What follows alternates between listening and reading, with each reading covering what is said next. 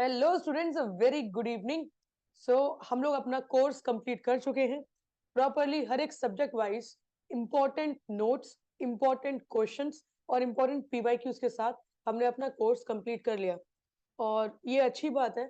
But मुझे ऐसा लग रहा है कि अभी कहीं ना कहीं प्रैक्टिस की कमी लग रही है, क्योंकि जब मैंने स्केड्यूल तैयार किया था अपना और आपका, तो मुझे लगा था कि आप में से अगर कोई भी ऐसा स्टूडेंट होगा जो मेरे साथ साथ चला है, मेरे साथ साथ जिसने भी मेरे साथ क्रैश कोर्स स्टार्ट किया और मेरी प्लानिंग के अकॉर्डिंग चला है, तो वो डेफिनेटली आज बहुत फ्री ऑफ माइंड केवल और केवल रिवीजन कर रहा होगा। उसे हर चीज, देखो, आप अगर ये कहें कि मैम मुझे ऐसा नहीं लग रहा कि मुझे सब कुछ आता है, ये टीचर को भी कभी नहीं लग सकता। आप ये बात समझ जाओ, ये लगना इम्पॉसिबल है कि आप ये सोचो कि मुझे सब कुछ आता है। Not possible, because you will study, like you will give the examination for 10 subjects and 10 subjects are having so much of syllabus. तो ठीक है, आपको केवल इतना समझना है कि जितना आपके पास नोट्स हैं, क्या आपकी टेबल पर जो नोट्स हैं वो प्रॉपरली अरेंज्ड हैं, subject wise, taste wise, PYQs properly. और अगर अरेंज्ड है तो जो सब्जेक्ट वाइज मैंने आपको स्केड्यूल बना के दिया था, वो जो आपने बनाया प्लानिंग के अकॉर्डिंग, आज दूसरा दिन है हमारा। तो डे 2 में जो भी आपने प्लान किया होगा वो आई थिंक सक्सेसफुली आपने सॉल्व कर लिया होगा। ठीक है, अब यहाँ पे इवनिंग का मैंने आपको बताया था कि इवनिंग का आपका स्केड्यूल है statistics, research and test every day. ये बहुत इंपॉर्टेंट है एग्जाम टाइम तक। ठीक है, क्यों इंपॉर्टेंट है वो भी मैं आपको बताऊंगी। ठीक है, तो इस तरीके से अगर आप लोगों ने अरेंज करके रखा हुआ तो केवल आपको इस पर फ्री ऑफ माइंड अपना प्रैक्टिस करना होगा। लेकिन अगर आपने शायद कहीं ना कहीं किसी ना किसी रीजन से अगर कमी रख दी, तो इस टाइम पे आपको प्रॉब्लम हो रही होगी। तो कोई बात नहीं, इस टाइम पर एक चीज और, आज आप एक चीज और लिखेंगे अपनी कॉपी पे। लिखो कि आज आप वो चीजें लिखेंगे कि इन लास्ट 4 महीने, 1 महीने क्रैश कोर्स वाले स्टूडेंट्स, 1 महीने 4 महीने में आप ऐसी क्या क्या गलतियां हैं जो आपने कर दी, ऐसी क्या क्या गलतियां, क्योंकि एग्जामिनेशन के बाद आप भूल जाओगे। तो अभी लिखना जरूरी है, क्योंकि ये वो टाइम है जो आपको अपनी हर गलती याद आएगी। मानते हो ये बात? हर गलती, एक एक मिनट जो आपने गवाया है, एक एक सिंगल सिंगल सेकंड जो आपने गवाया है, वो सारी गलती आपको इस टाइम पे याद आ रही होंगी। वो सारी गलतियां आप लिखिए, क्योंकि गलती करना दिक्कत नहीं है, एक गलती को बार बार करना प्रॉब्लम है। अगर यही गलती आप अगले 6 महीने में फिर करने वाले हो तो प्रॉब्लम है। तो ये जो मिस्टेक्स हैं उसको आज लिखेंगे, ये आपका आज का काम। ठीक है, अब चलते हैं हम स्टैटिस्टिक्स की तरफ, तो कंक्लूड करते हैं ये टॉपिक। अब इस टॉपिक को हम लोग डिवाइड कर देते हैं कुछ सेक्शंस में। सबसे पहला सेक्शन आ गया फॉर्मूलाज। तो आप लोगों के लिए स्टैटिस्टिक्स बहुत इंपॉर्टेंट है, रिसर्च स्टैटिस्टिक्स को रोज रिवाइज करना है आपको। तो फॉर्मूलाज नंबर 1, नंबर 2 आ गए आपके टेस्ट क्वेश्चंस जो आज हम सॉल्व करने वाले हैं। आप लोगों ने ग्रुप में मुझे भेजा मैम ये नहीं आ रहा, ये नहीं आ रहा, तो मैं ये सारे ही आज सॉल्व करवा दूंगी। ठीक है, इसके बाद नंबर 2 के बाद एनोवा। ये एनोवा क्यों इतना इंपॉर्टेंट है? क्योंकि हर साल, आई मीन हर साल एनोवा का टेबल आया है, तो इस बार भी जरूर आएगा। तो मतलब आपके 5 नंबर केवल और केवल आपकी प्रैक्टिस के ऊपर डिपेंड करते हैं। अगर आपने प्रैक्टिस कर लिया तो ये 5 नंबर आपके हैं। कोई बड़ी बात नहीं है ये 5 के 10 हो जाए, क्योंकि अगर 2 कॉम्प्रिहेंशन आ गए तो 10 मार्क्स आपके हैं। क्या चाहिए? प्रैक्टिस। अभी भी 3-4 दिन का टाइम है, दैट इज वाई ये क्लास इंपॉर्टेंट थी मेरे लिए। ठीक है ना, एनोवा। चौथा आ गया आपका कॉम्प्रिहेंशन। मैंने एनोवा अलग लिखा है, कॉम्प्रिहेंशन अलग लिखा है, क्योंकि एनोवा अपने आप में एक पूरा का पूरा सेक्शन है। एनोवा के क्वेश्चंस भी एग्जाम में आते हैं और एनोवा के कॉम्प्रिहेंशन भी एग्जाम में आते हैं। तो कॉम्प्रिहेंशन में आपको 2-3 चीजें चाहिए। पहला, क्योंकि देखो हमारी एजेशन एंड रीजन की क्लास हो गई है, कॉम्प्रिहेंशन की एक क्लास बची थी वो आज हो जाएगी। तो कॉम्प्रिहेंशन को सॉल्व करने के लिए क्या तरीका होता है और कॉम्प्रिहेंशन किस तरीके से सॉल्व किए जाएंगे, तो वो भी मैं आपको बता दूंगी।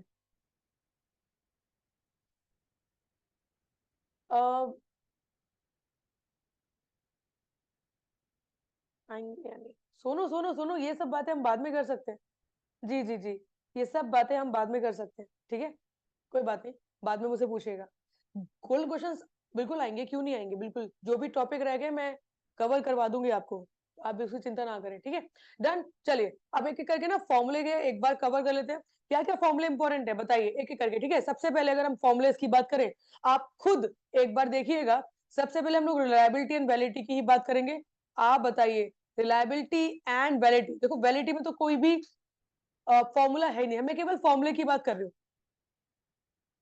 वैलिडिटी में तो कोई भी फॉर्मूला नहीं है, रिलायबिलिटी में फॉर्मूला है। और रिलायबिलिटी में भी मेनली 3 टाइप के फॉर्मूले है, कौन कौन से? पहला स्पीयरमैन ब्राउन, पहला कौन सा है? Spearman brown prophecy formula. दूसरा कौन सा है? क्रॉनबेश अल्फा। तीसरा कौन सा है? कूदर रिचर्डसन। ये 3 ही फॉर्मूले हैं। अब आप देख लो, क्या तीनों आपको याद है? अब मैं फॉर्मूला लिख के नहीं बताऊंगी, ये आपको खुद भी कुछ करना पड़ेगा। तो ये 3 फॉर्मुलेज हैं जो आपको आने चाहिए। रिलायबिलिटी आपका इसी में खत्म हो जाना है। इसके बाद रिलायबिलिटी के साथ एक चीज और आती है जो आप आज कवर करने वाले हैं, वो है आइटम एनालिसिस। आइटम एनालिसिस, ठीक है, ये मैं आपको करवाऊंगी, जिसके ऊपर एक कॉम्प्रिहेंशन भी आया था दिसंबर 2022 में, जिसमें डेफिनेटली आपको प्रॉब्लम हुआ होगा। इसी के साथ नेक्स्ट आ गया आपका इफेक्ट साइज। इफेक्ट साइज, क्या इफेक्ट साइज का फॉर्मूला क्लियर है आपको? देख लो, ठीक है। इसके बाद नेक्स्ट आ गया आपका स्टैंडर्ड एरर। क्या स्टैंडर्ड एरर का फॉर्मूला क्लियर है? And sampling error, standard error and sampling error. इसके बाद नेक्स्ट आ गया आपका स्क्यूनेस एंड क्यूटोसिस। स्क्यूनेस एंड क्यूटोसिस का फॉर्मूला और जो भी कॉन्सेप्ट्स हैं वो आपका क्लियर है। इसके बाद central tendency and variability. Central tendency का मतलब हो गया आपका मीन मीडियन मोड, और वेरिएबिलिटी में आ गया आपका स्टैंडर्ड डेविएशन का फॉर्मूला, मीन डेविएशन का फॉर्मूला, क्वार्टाइल डेविएशन। पिछली बार जो मेरी क्लास हुई थी मैंने आपको बहुत अच्छे से बताया है, पढ़ाया है, मैंने फॉर्मूलेज बताए हैं कि कहाँ कहाँ पर फॉर्मूलेज दिए हुए हैं, राइट। तो ये इस टाइम पर आपके पास होने चाहिए। उसके बाद नेक्स्ट आ गया आपका standard score, standard scores and scales. Standard scores and scales में 2 चीजें हैं, पहला फॉर्मूलेज, दूसरा रेंज। ये 2 चीज एग्जाम में आती हैं। इसके बाद नेक्स्ट आ गया आपका पोस्ट हॉक टेस्ट। और पोस्ट हॉक टेस्ट में आपको 2 चीज याद रखनी है, पहला स्केफीज टेस्ट, ये एग्जाम में आ सकता है स्केफीज टेस्ट, और दूसरा आ गया आपका लीस्ट सिग्निफिकेंट डिफरेंस, एलएसडी, ठीक है। उसके बाद नेक्स्ट आ गया आपका अनोवा स्टेप्स, एनोवा स्टेप्स। और उसके बाद एक और लास्ट में जो 2-3 टेस्ट है, जैसे कि काई स्क्वायर, जैसे कि काई स्क्वायर, जैसे कि रैंक कोरिलेशन, जैसे कि रैंक कोरिलेशन, ठीक है। और बाकी जो भी आपके जो एक दो जो भी फॉर्मुलेज होंगे वो, तो ये है आपका पूरा फॉर्मूला। बाकी सारे कॉन्सेप्ट्स हैं, बाकी सारे कॉन्सेप्ट्स हैं, कंडीशंस हैं।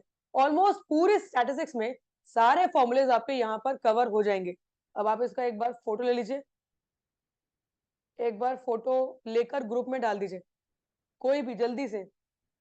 मैं यहाँ पे देख रही हूँ, आप में से कोई भी जल्दी से इसकी फोटो क्लिक करके ग्रुप में सेंड कर दीजिए। कौन कर रहा है ग्रुप में सेंड? मैं भी ले लेती हूँ। कर दिया ग्रुप में, बढ़िया, बहुत बढ़िया, थैंक यू जी। ठीक है जी, यहाँ तक समझ में आ गया, बढ़िया। अब अगर आप लोगों ने पूरा एक एक बार देख लिया है, एक एक बार समझ लिया है, अब क्वेश्चंस करते हैं, ठीक है, एक एक करके फटाफट चलिए। तो सबसे पहले हम लोग क्वेश्चंस की तरफ चलते हैं। अब ये वाला पीडीएफ आप लोगों को दिया हुआ है मैंने,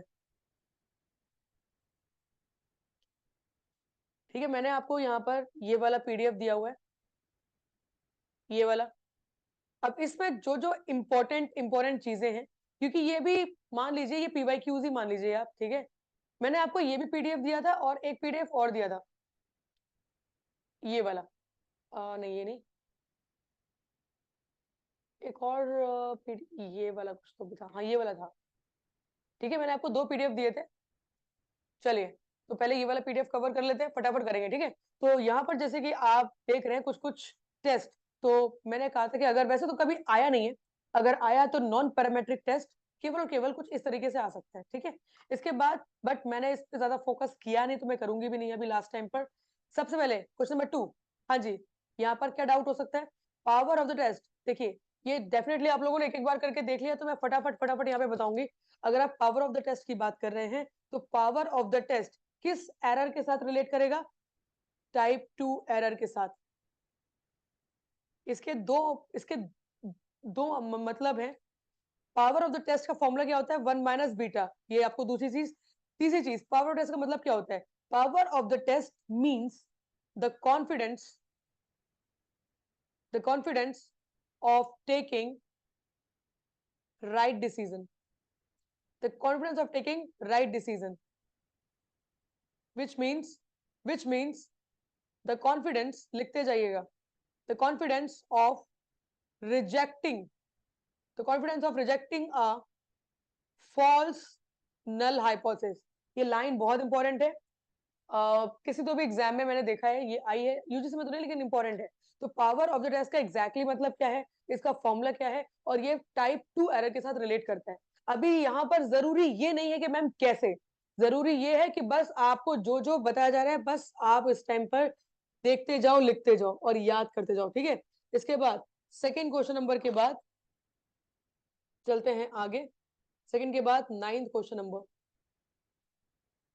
यहाँ पर कोई confusion, with the lower significant level the probability of rejecting a null hypothesis. तो मैंने आपको बता दिया भाई, टाइप 1 और टाइप 2 एरर बहुत अच्छे से कवर कर लीजिएगा। अब यहाँ पर अगर आप बात कर रहे हैं लोअर लेवल ऑफ सिग्निफिकेंस, भाई लोअर लेवल ऑफ सिग्निफिकेंस मतलब अल्फा लेवल। तो जब अल्फा लेवल कम होगा, तो सीधी सी बात है, the probability of rejecting the null hypothesis which is actually true, सही चीज को रिजेक्ट करना, ये भी एक कौन सा एरर है, टाइप 1 एरर है। आप समझ पा रहे हैं, ये भी टाइप 1 एरर है, ये भी अल्फा लेवल है, तो एक ही तो होगा। तो अगर अल्फा लेवल कम होगा, तो टाइप 1 एरर भी क्या होगा, कम होगा। करेक्ट आंसर क्या है, ए। कोई डाउट इसमें, घुमा के पूछ ले, कैसे ही पूछ ले, आपको आना चाहिए बस। ये क्लियर हो गया। इसमें किसी को स्टूडेंट को डाउट था क्लास में, ग्रुप में उन्होंने भेजा था। नेक्स्ट आ गया क्वेश्चन नंबर 10। अब ये अगर आ गया कितना भी घुमा के दे दे, कितना भी एक्स्ट्रा इन्फॉर्मेशन दे दे, आपको पता है पावर ऑफ द टेस्ट का फॉर्मूला क्या है, अभी बताया, 1 माइनस बीटा। बीटा कितना है, 0.10। 1 माइनस 0.10 कितना हो जाएगा, कितना हो जाएगा,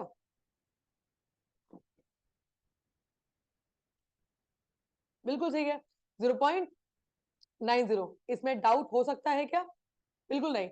इसके बाद क्वेश्चन नंबर 11 आपके सामने, when the null hypothesis is accepted it is possible that. देखिए, ये कुछ ऐसे कुछ क्वेश्चंस बीच में हैं जो कंफ्यूज कर रहे हैं, बट इनके वजह से कोई ज्यादा कुछ खास मतलब नहीं है।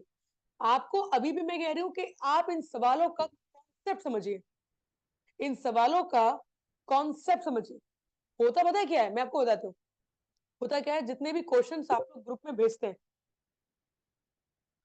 तो मुझे इतना बता दो, अब तो आपके डाउट्स ऑन टाइम क्लियर हो रहे हैं। मैं पूरी कोशिश कर रही हूँ, कैसे भी कहीं पर भी मैं बिजी हूँ, सब काम छोड़ छाड़ के ग्रुप में एक्टिव रहूं, ठीक है।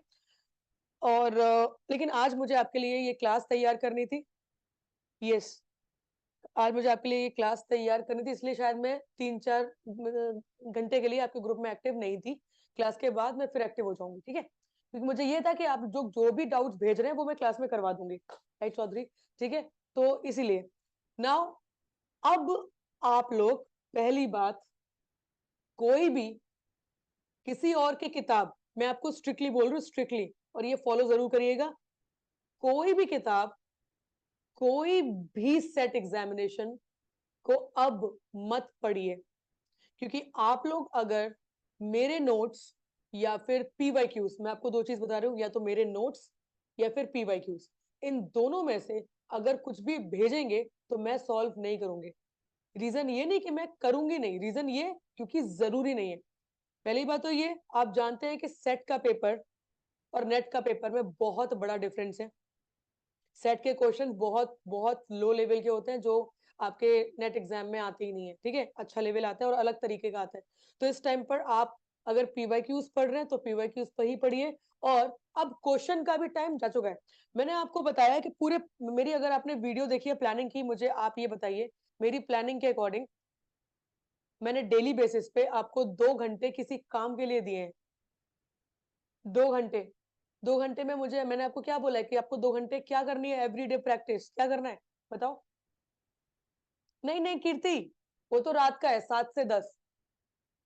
5 से 5 से 7:30 का क्या टाइमिंग दिया था? बिल्कुल, मैंने आपको 2.5 घंटे का टाइम दिया हुआ है।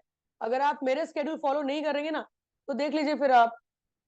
मैंने आपको बोला है कि 2.5 घंटे आपको, बिल्कुल आपके पास पहली बात है टाइम ही नहीं है। आपके पास 3 चीजों का टाइम आपके पास केवल बचा हुआ है। किस किस का? एक तो रिवीजन का, दूसरा मॉक टेस्ट का, तीसरा पीवाईक्यूज का। इसके अलावा टाइम है क्या आपके पास? फिर क्यों परेशान होना? क्योंकि किस पेपर में किस साइकोलॉजी से कौन सा क्वेश्चन कैसे दिया है, क्यों परेशान होना? जरूरत है नहीं है।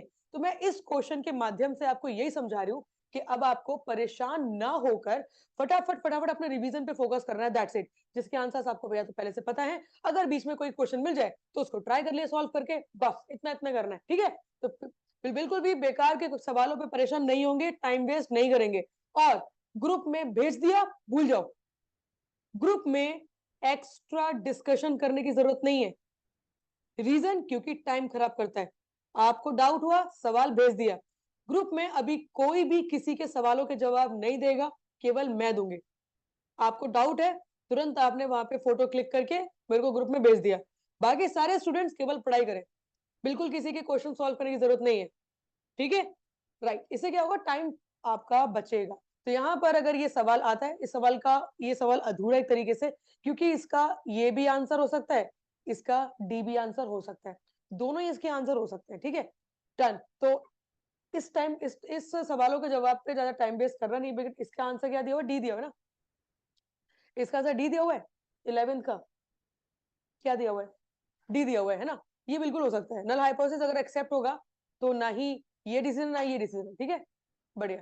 क्योंकि जब आप नल हाइपोथेसिस को एक्सेप्ट कर रहे हैं तो पहली बात तो हम हमेशा ट्राई करते हैं कि नल हाइपोथेसिस रिजेक्ट हो जाए, हम यही ट्राई करते हैं हमेशा, राइट। अब यहाँ पे नल हाइपोथेसिस एक्सेप्ट हो रहा है, तो अगर एक्सेप्ट हो रहा है तो डेफिनेटली करेक्ट डिसीजन तो है नहीं।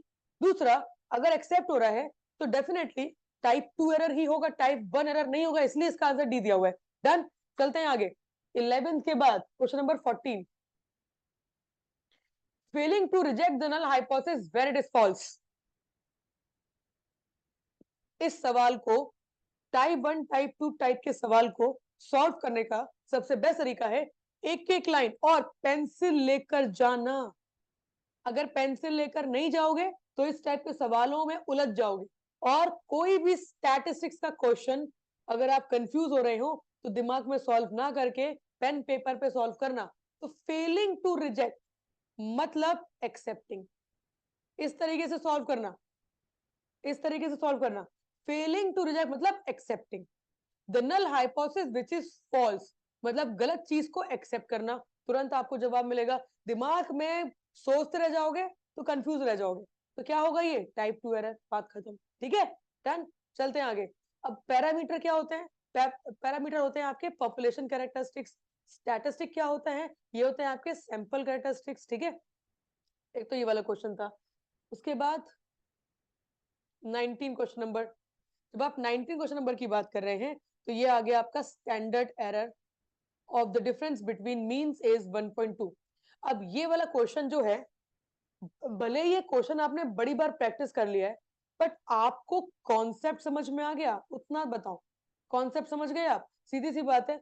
अगर आप टी वैल्यू की बात कर रहे हैं तो टी वैल्यू का फॉर्मूला जो मैंने आपको करवाया भी था, कहाँ पे करवाया था, याद है आपको?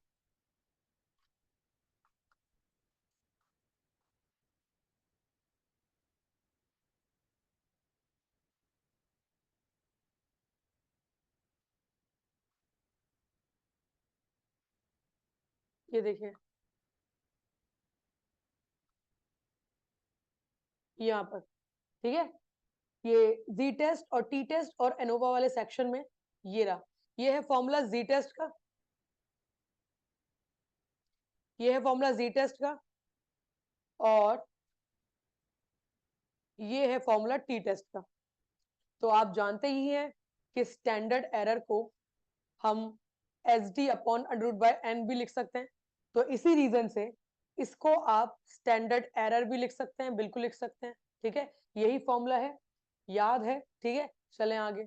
अब बताइए, तो यहाँ पे कॉन्सेप्ट इतना है, चाहे यहाँ पे टी वैल्यू आ जाए, चाहे यहाँ पे जी वैल्यू आ जाए, दोनों का फॉर्मूला ऑलमोस्ट सेम ही होगा। अंतर किस चीज का है? पॉपुलेशन एसडी और सैंपल एसडी, इतना ही अंतर है, फॉर्मूला ऑलमोस्ट सेम है। स्टैंडर्ड एरर आप उसमें भी लिख पाएंगे, जी टेस्ट में भी, राइट, बढ़िया। अब यहाँ पर आपको पता ही है दोनों मीन वैल्यू की बात की जा रही है, तो दोनों मीन वैल्यू का क्या हो गया, 27.4 माइनस 25 अपॉन स्टैंडर्ड एरर कितना दिया हुआ है 1.2। तो यहाँ पे आप सॉल्व करेंगे, you will get the answer 2। कोई डाउट है इसमें? कोई डाउट नहीं है, ठीक है। बस ये क्या है कि आपको कॉन्सेप्ट कॉन्सेप्ट कॉन्सेप्ट याद रखना है, सिंपल, ठीक है। इसके बाद नेक्स्ट आ जाइए। तो आपको कोफिशिएंट ऑफ रिलेशनशिप क्लियर है? कोफिशिएंट ऑफ रिलेशनशिप में तीन चार चीजें एग्जाम में आ सकती हैं। पहला एग्जाम में आ सकता है इसकी रेंज, जो कि है -1 2 +1। दूसरा आ सकता है कि what is the exactly meaning of question of coefficient, ये किसके लिए यूज होता है? ये यूज होता है रिलेशनशिप मेजर करने के लिए। अच्छा, कौन सी रिलेशनशिप? लीनियर रिलेशनशिप, ये लिख लो। लीनियर रिलेशनशिप मेजर करने के लिए किसके बीच में? दो वेरिएबल्स, किसके बीच में? Two variables, one variable and two variable. तो दो वेरिएबल के बीच में लीनियर रिलेशनशिप को अगर आपको मेजर करना है तो आप यूज करते हैं क्वेश्चन कोफिशिएंट। और इसे हम एक और चीज को कहते हैं इंटर क्लास कोरिलेशन। क्या कहते हैं? Inter class correlation. ये सब आपको मैंने बताया हुआ है पहले ही, ठीक है। एक तो ये आ सकता है, दूसरा आ सकता है मल्टीपल कोरिलेशन। और मल्टीपल कोरिलेशन हम कब यूज करते हैं? जब आप दो से ज्यादा वेरिएबल्स के बीच में अगर आप रिलेशनशिप चाहते हैं तो यूज करते हैं मल्टीपल कोरिलेशन। उसकी रेंज होती है 0 to 1। और एक और होती है कैनोनिकल कोरिलेशन, जिसमें आप बहुत सारे इंडिपेंडेंट और बहुत सारे डिपेंडेंट वेरिएबल को मेजर करते हैं, कोरिलेशन निकालते हैं, ठीक है। तो आप यूज करते हैं कैनोनिकल कोरिलेशन, ठीक है। तो ये चीजें हैं एग्जाम में आ सकती है, मेन मेन चीजें, ठीक है। तो यहाँ पे पूछा हुआ है कि क्लोजर टू 1, अगर कोई कोफिशिएंट चाहे माइनस हो चाहे नेगेटिव हो, अगर क्लोजर टू 1 है तो क्या होगा? Strong, very strong relationship, very strong linear relationship between two variables. Correct answer B है। बहुत बढ़िया, चलते हैं आगे 22 के बाद। ये बात भी आपको समझ में आ रही है? वेरिएबिलिटी में सबसे बेस्ट एस्टिमेशन कौन देता है? Standard deviation. और सेंट्रल टेंडेंसी में सबसे बेस्ट एस्टिमेशन, एक्यूरेट एस्टिमेशन कौन देता है? Mean. But only and only for quantitative, only and only for quantitative variables. But when we have qualitative variable, मान लो अगर मैं यहाँ पे लिख दूं qualitative variable, तो क्या हो जाएगा आंसर? तो आपको बेस्ट रिजल्ट पता है कौन देगा? पहला median and quartile deviation, median and minus quartile deviation. तो करेक्ट आंसर ये होगा। ये भी समझ पा रहे हैं? Reason, because qualitative variables and data collection are having many outliers, and median and quadrant deviation is not affected by outliers. That is why median and quadrant deviation. Why not mode? Because mode is not accurate. Accuracy की वजह से आप median use करते हैं, ठीक है। तो ये चीज है, बाकी ये सब तो मैंने करवा दिया। एफ टेस्ट क्यों यूज होता है, सेंट्रल टेंडेंसी कोरिलेशन, ये सब हम लोग कर चुके हैं। इसके बाद नेक्स्ट आ गया आपका जी स्कोर। अगर आपको जी स्कोर निकालना है, मैंने जी स्कोर का भी फॉर्मूला आपको बताया था। हाँ जी, जी स्कोर का फॉर्मूला, ये जी स्कोर का फॉर्मूला मैं आपको जब मैंने स्टैंडर्ड स्कोर एंड स्केल्स आपको पढ़ाया था। जी स्कोर का फॉर्मूला क्या है, जरा एक बार बताओ।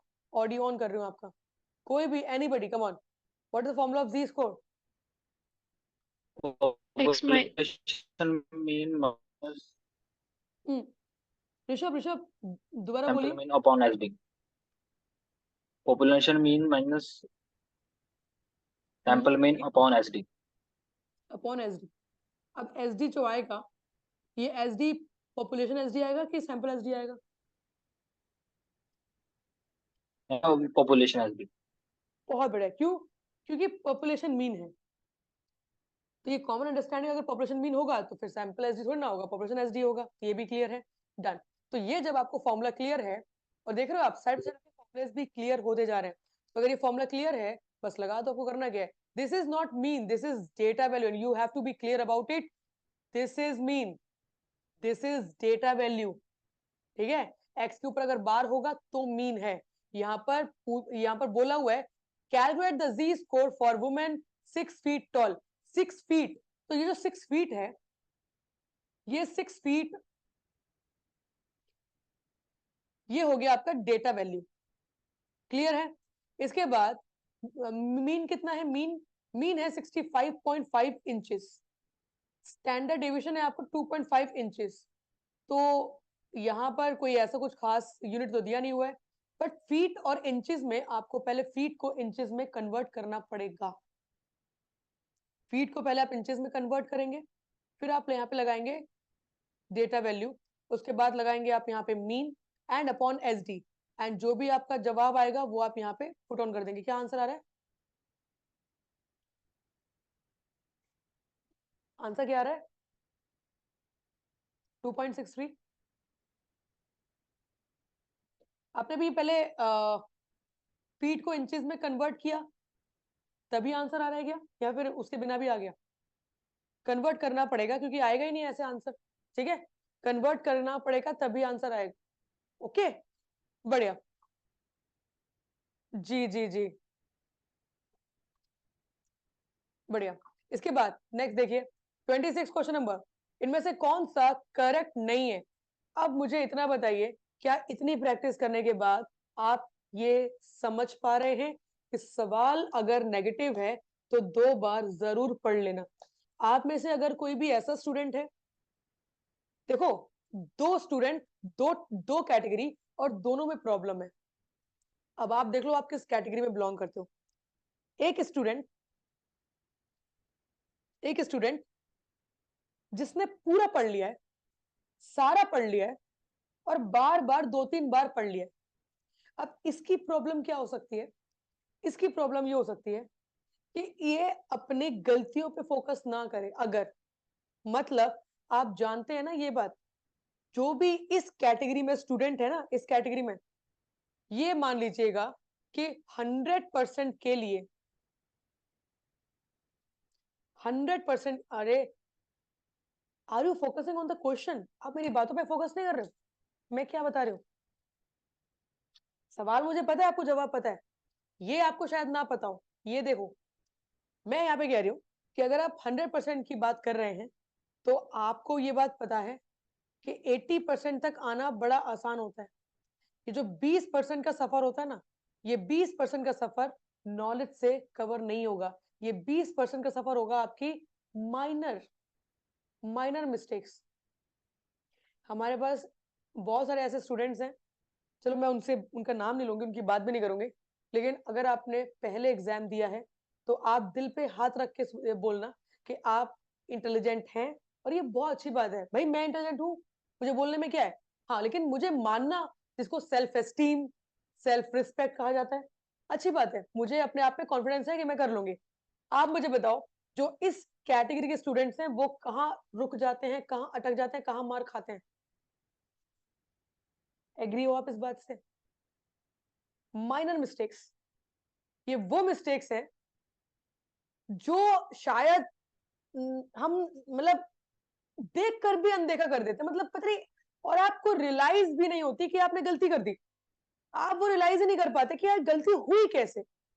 अब आप देख लो, so this is very important कि अगर इस कैटेगरी का एग्जाम क्लियर नहीं हुआ तो कहीं ना कहीं केवल ये एक बड़ी प्रॉब्लम होगी।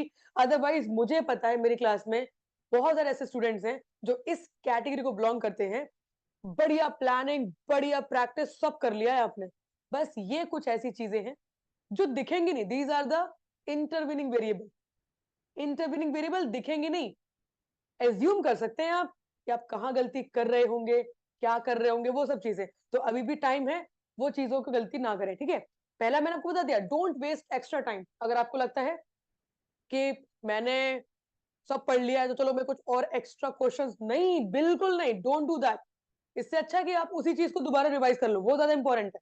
बिल्कुल टाइम वेस्ट। और इस टाइम पर किसी को पढ़ाने मत बैठना गलती से भी। आपको लगता है आपने तो सारा पढ़ लिया है, किसी को पढ़ाऊंगा या पढ़ाऊंगी तो फिर आपको भी रिवीजन हो जाएगा, नहीं नहीं नहीं, बिल्कुल नहीं। किसी को पढ़ाने मत बैठना, जितना हो सके अकेले के टाइम अपने साथ बिताना, ये वो कैटेगरी है। दूसरी कैटेगरी, जो जूझ रहे हैं अभी भी सभी भी जूझ रहे हैं, क्या करें क्या करें क्या करें क्या करें, ठीक है। तो अब क्या ये वाले कैटेगरी वाले स्टूडेंट्स एग्जाम क्रैक कर सकते हैं? हाँ कर सकते हैं। क्यों? क्योंकि आपको 80% चाहिए ही नहीं, आपको चाहिए 60% बस।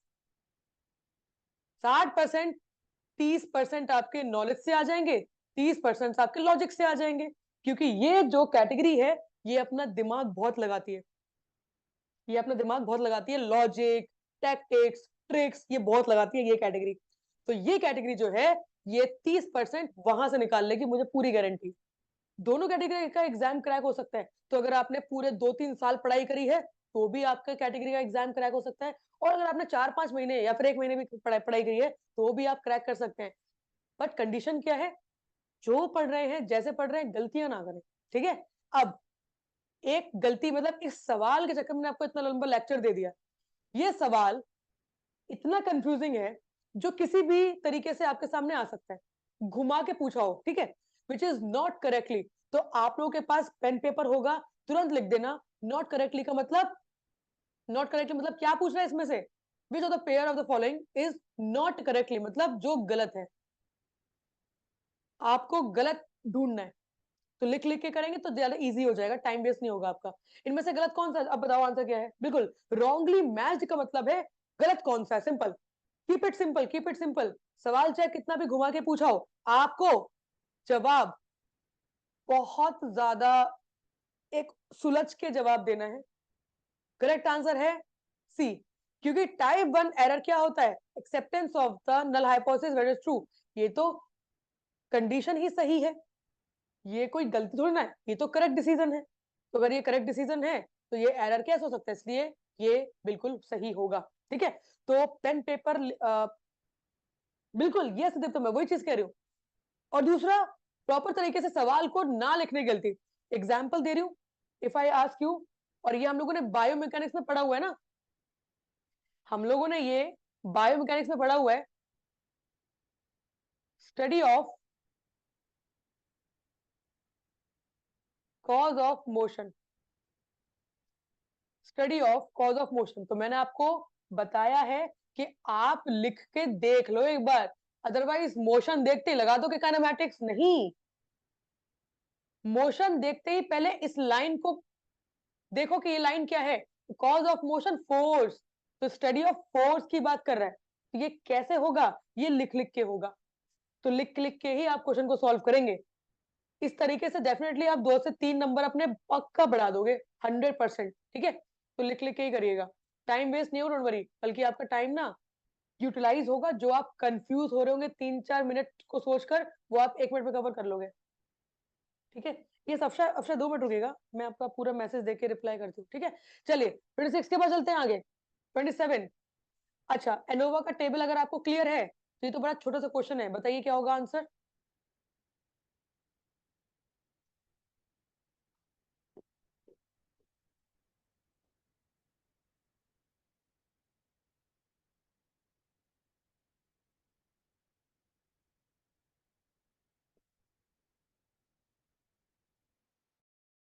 जल्दी बताओ आंसर क्या है।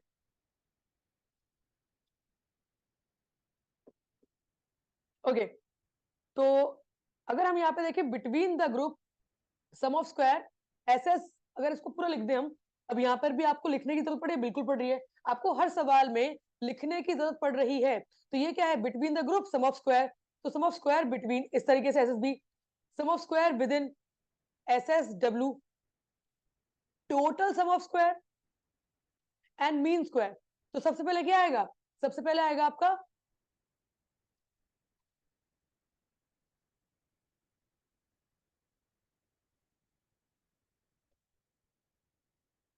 जी, तो सबसे पहले आएगा आपका या ये मीन स्क्वायर मतलब ms। बिल्कुल, जो फाइनल फॉर्मूला होता है वो मीन स्क्वायर होता है, राइट? बढ़िया। तो मीन तो सबसे लास्ट में आएगा, ये सबसे लास्ट में आएगा। और ये हमने कहाँ पढ़ा हुआ है? एनोवा की table, remember that, ANOVA table. अब एनोवा टेबल का सीक्वेंस भी अगर आपको याद होगा तो भी आप निकाल लेंगे। क्या है सीक्वेंस? सबसे पहले sum of all the items of various sample, number 1। उसके बाद करेक्शन फैक्टर, उसके बाद रॉ सम ऑफ स्क्वायर। मैंने आपको याद करने का तरीका भी बताया है भाई, आर पहले आता है इसलिए रॉ सम ऑफ स्क्वायर। उसके बाद total sum of square, T उसके बाद में आता है। उसके बाद एस आता है। अब एस में भी बिटवीन, बी आपका पहले आता है, डब्ल्यू आपका बाद में आता है। तो S S W, S S B और एस एस डब्ल्यू। उसके बाद डिग्री ऑफ फ्रीडम, उसके बाद mean sum of square, between and within. यही है सीक्वेंस। बढ़िया। तो यहाँ पे करेक्ट आंसर 2 हो जाता है। कोई डाउट किसी को? 27 के बाद चलते हैं आगे। मुझे बताओ, ये वाला स्टैंडर्ड स्कोर्स वाला क्वेश्चन अगर आपके एग्जाम में आया, कर लेंगे? इसका आंसर क्या है वैसे? नहीं, विद इन पहले नहीं, विद इन बाद में आएगा, विद इन बाद में आएगा गौरव। अच्छा गलत देख रहे, मैं देख लेती हूँ पंच, मैं देख लेती हूँ मैं देख लेती हूँ।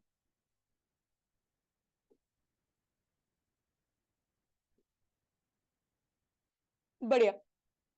तो ये मतलब मैंने क्या बोला कि ये कॉन्सेप्ट मैं एक एक करके आपको, क्योंकि ये आपने अपनी बहुत बार प्रैक्टिस कर लिया है, तो मैं आपको प्रैक्टिस नहीं करवा रही हूँ, मैं आपको केवल ओवरव्यू करवा रही हूँ कि क्या आपने ये से सब चीजें पढ़ ली हैं। तो अगर आपने ये पढ़ लिया है तो इसके साथ साथ एक तो यहाँ पर हम लोगों ने दो चीजें कवर करनी है।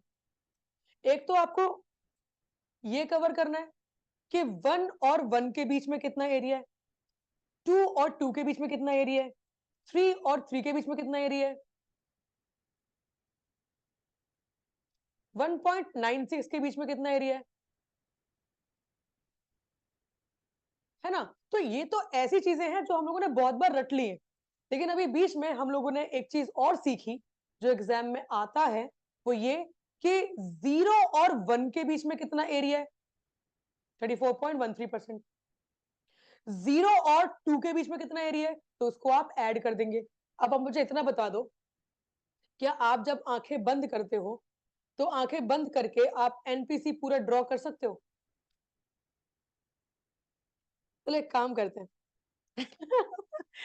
अब एक काम कर सकते हैं, मैं मैं एक काम कर सकती हूँ कि मैं आपके लिए, अगर किसी के घर में प्रिंटर होगा तो आप प्रिंट करके, मैं आपके लिए एक ड्रॉ करके भेजती हूँ, ठीक है? मैं आपके लिए ड्रॉ करके भेजती हूँ। ड्रॉ करने के बाद लेबलिंग आपको करनी है। मैं आपको, जैसे आप लोगों ने भी बचपन में ज्योग्राफी में मैप ड्रॉ किया होगा, आपको स्ट्रक्चर मिलता था, उसमें आपको लेबलिंग करनी पड़ती थी, वैसे ही ये बड़ा जरूरी है। ये मान लो इसमें से कॉम्प्रीहेंशन भी आ सकता है और क्वेश्चन तो आ ही सकता है, ठीक है? Political map, right right right. Yes yes Zara, बताइए बताइए ज़ारा।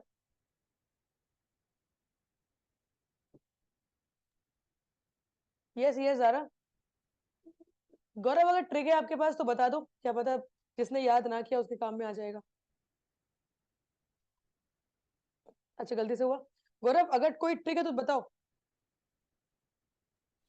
मैम एक हो सकता है कि 68.26, 95.44, 99.73, ये अगर हम तीनों याद कर लेना तो मैम बीच में 2 से डिवाइड करने से तो हो जाएगा। वो भी हो जाएगा, बिल्कुल सही है, बिल्कुल हो जाएगा। एक तरफ, हाँ एक तरफ भी अगर याद करो तो बिल्कुल सही है। अगर आपने एक तरफ भी याद करो तो वो आप, क्योंकि दोनों सिमेट्रिकल है, तो दूसरी तरफ भी आपका हो जाएगा, है ना? बिल्कुल। तो लेबलिंग करके आप याद रखेंगे इसको। बढ़िया, डन। तो ये हो गया, चलते हैं वापस क्वेश्चन की तरफ। तो यहाँ पर किसी भी तरीके से आया तो आप गलती नहीं करेंगे। हाँ सही है, बढ़िया। इसके बाद next, number 30, the standard error of measurement reflects the degree to which a subject's observed score. And if you remember, मैंने आपको स्पेसिफिकली 2 लाइन बताई थी. मैंने क्रैश कोर्स में आपको पढ़ाया ही उतना है जितना आपके एग्जाम के लिए इंपॉर्टेंट है. तो मैंने आपको बताया था कि अगर डिस्ट्रीब्यूशन में डिफरेंस आया, अगर पूछेगा कि there is a difference between distribution of your score and the norms, तो जब डिस्ट्रीब्यूशन में डिफरेंस की बात करेगा तो वो होगा सैम्पलिंग एरर. पर जब स्कोर में डिफरेंस की बात करेगा तो उसे कहा जाएगा स्टैंडर्ड स्कोर. तो उसके अकॉर्डिंग तो यहाँ पर ए बिल्कुल सही है. फिर तो ए बिल्कुल सही है. ठीक है. और this standard error of measurement is similar to standard error of sample. तो आप जानते हैं कि स्टैंडर्ड एरर ऑफ मेजरमेंट को आप स्टैंडर्ड डेविएशन ऑफ सैंपल कहेंगे. Standard deviation of sample. तो ये रीजन गलत है. रीजन गलत है. सही है. तो क्या होना चाहिए answer? A is true, R is false. Answer की में ये दिया हुआ है, 3 दिया हुआ है. एग्री हैं आप? तो ये इतना एक्यूरेसी आपको चाहिए. Afsha, standard error of measurement reflects the degree to which subjects observed score fluctuates as a result of error in the measurement. मतलब स्टैंडर्ड एरर का मतलब यही होता है कि अगर आपके स्कोर्स को प्रॉपरली प्रेजेंट किया जाए तो आपके स्कोर जितना फ्लक्चुएट करेंगे, आपके जो स्कोर हैं वो जितना मीन से दूरी पर होंगे उतना स्टैंडर्ड एरर ज्यादा होगा. तो ये बात बिल्कुल सही है. तो इसीलिए जो स्कोर्स है वो कैसे होना चाहिए? प्रॉपरली नॉर्मली डिस्ट्रीब्यूटेड होने चाहिए. अगर नहीं होंगे तो एरर रेट बढ़ेगा, स्टैंडर्ड एरर बढ़ेगा. Done? Afsha done? Everybody done? तो करेक्ट आंसर सी. ठीक है. तो स्टैंडर्ड एरर का अगर क्वेश्चन आया तो आप तो गलती नहीं करेंगे. ठीक है. 30 के बाद नेक्स्ट.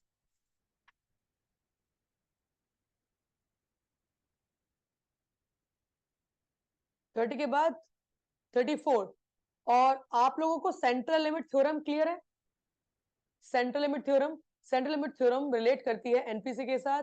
ये कहती है भाई, एनपीसी के साथ मतलब शेप के साथ.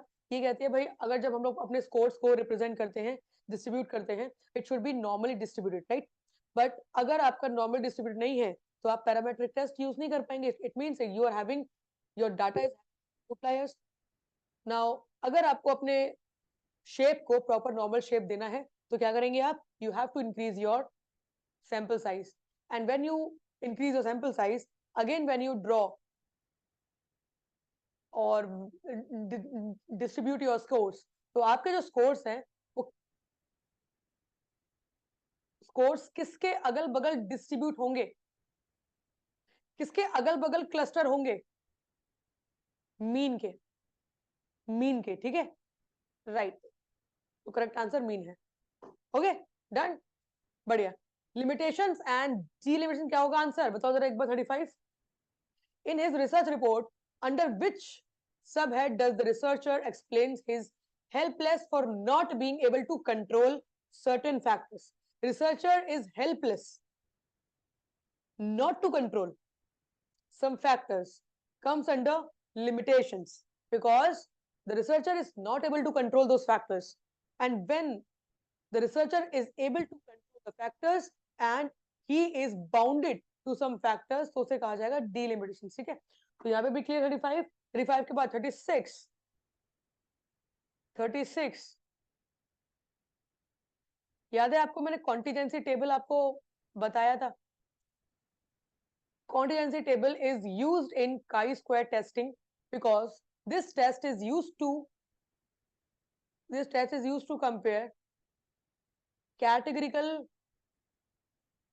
variables. ठीक है. कंपेयर मतलब रिलेट करते हैं कैटेगरिकल वेरिएबल्स को कॉन्टिजेंसी टेबल में. Table rows and 4 columns, how many should be? यहाँ पे ऐसे ही ना एक मिसप्रिंट है.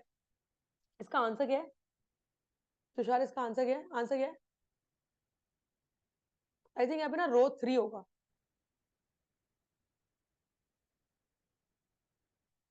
इसका आंसर क्यों ना मेरे पास आंसर की ओपन नहीं है.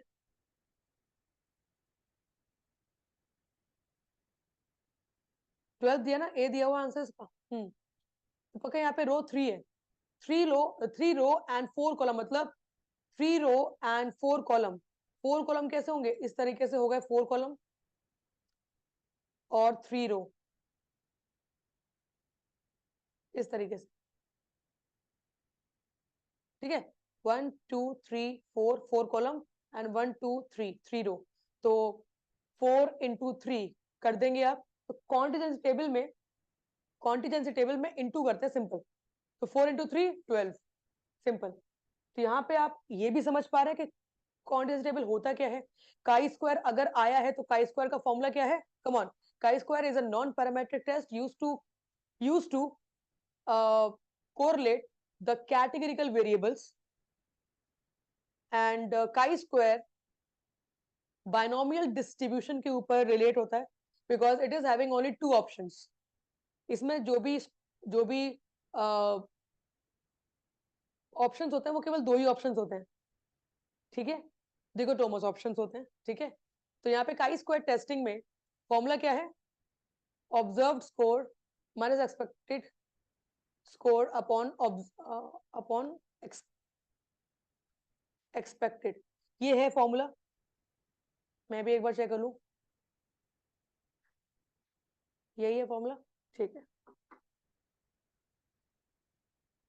सही है, ठीक है, ठीक है। तो ये फॉर्मूला अगर आया तो आपको, अगर ये फॉर्मूला है तो आपको ई भी दिया होगा, आपको ओ भी दिया होगा, तो आप इस तरीके से लगा देंगे, you will get your answer. Done ma'am, उसमें समेशन होगा आई थिंक। हाँ जी, हाँ जी, समेशन होगा यहाँ पे ना, हाँ, मतलब ठीक है, समेशन होगा। और बट ये आपको ना समेशन करके करा हुआ देंगे, है ना, तो बस आपको यहाँ पर पुट करना होगा मेनली। तो इस तरीके से आप इसको लगा देंगे, ठीक है। नेक्स्ट है 36 के बाद 37 analysis of covariance represent an extension of analysis of variance to allow for the correlation between